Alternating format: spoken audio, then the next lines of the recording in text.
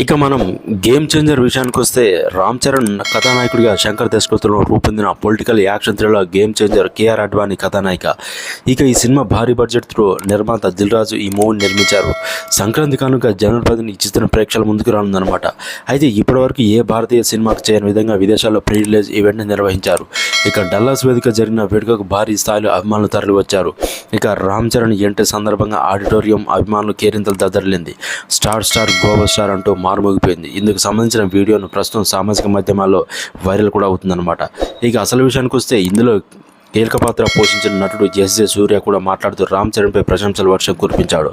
ఇక చిరంజీవి కుమారుడు రామ్ చరణ్ నిజంగా కింగ్, ఎందుకంటే ఆయన ప్రవర్తన, మనసు, వ్యవహార శైలి, నటన అంతా కింగ్లా ఉంటుంది. నా మొబైల్లో ఆయన నెంబర్ ఆర్సీ ది కింగ్ అని ఉంటుంది. నేను ఏది ఫీల్ అవుతానో అదే మాట్లాడతా, రాస్తా. ఆయనతో నటించడం చాలా సంతోషంగా ఉందని చెప్పి ఎస్జే సూర్య అన్నారు. ఇక రామ్ చరణ్ ఇందులో